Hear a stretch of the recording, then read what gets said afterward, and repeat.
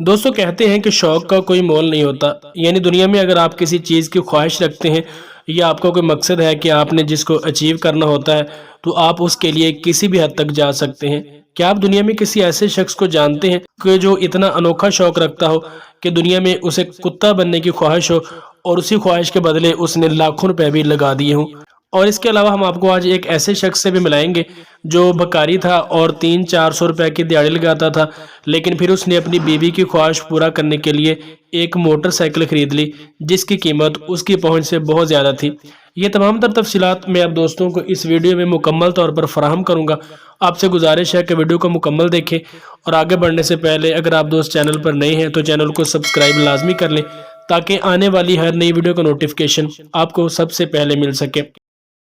دوستوں زندگی میں آپ بہت سے ایسے لوگوں کے بارے میں جانتے ہوں گے کہ جن کی یہ خواہش ہوگی کہ وہ ڈاکٹر یا انجینئر بنے یا پھر زندگی میں کچھ ایسا ڈیفرنٹ کرے کہ وہ دیکھنے والوں کی نظر میں منفرد طور پر پہچانے جائیں۔ لیکن آج کے ویڈیو میں آپ کو جاپان سے تعلق رکھنے والے ایک ایسے شخص کے بارے میں بتاؤں گا کہ جس کی یہ خواہش تھی کہ وہ دیکھنے والے کو کتوں کی طرح نظر آئے، یعنی اس کی خواہش تھی کہ اس کا گیٹ اپ کچھ اس طرح سے ہو کہ جب لوگ اسے دیکھیں تو وہ انسان کے طور پر نہیں بلکہ کتوں کی طرح نظر آئے۔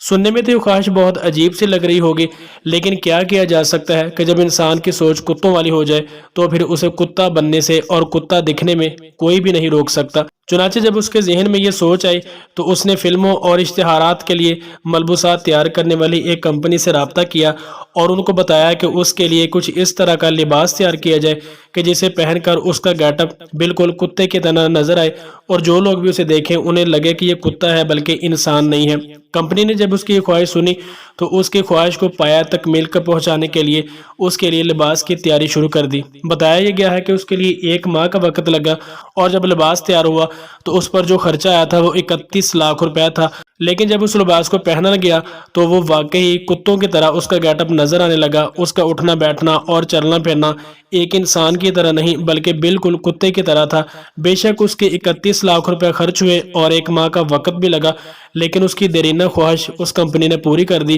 اور اس شخص نے یہ بات بھی ثابت کر دی کہ جب آپ کے ذہن میں کتوں والی سوچ آ جائے تو آپ کو پھر کتا بننے سے کوئی نہیں روک سکتا۔ دوستو آپ اس بارے میں کیا کہتے ہیں نیچے کمنٹ سیکشن میں آپ نے مجھے ضرور بتانا ہے۔ اور ان سے ملیے، یہ نئی دہلی سے تعلق رکھنے والا سنتوش کمار ہے جو اپنی بیوی کے ساتھ مل کر مسجدوں، مندر اور اس کے علاوہ چوراہوں پر بھیک مانگتا ہے۔ اور بھیک مانگنے کے لیے یہ شخص اپنی بیوی کے ساتھ ٹرائی سائیکل کا استعمال کرتا تھا، لیکن اس کی بیوی نے ایک روز بتایا کہ ٹرائی سائیکل پر لگاتار سفر کرنے کی وجہ سے اس کی کمر میں اتنی تکلیف ہو چکی ہے کہ اب وہ مزید ٹرائی سائیکل پر سفر نہیں کر سکتی۔ سنتوش کمار نے تفصیلات بتاتے ہوئے بتایا کہ میں 300 یا 400 روپے کی دیہڑی لگاتا تھا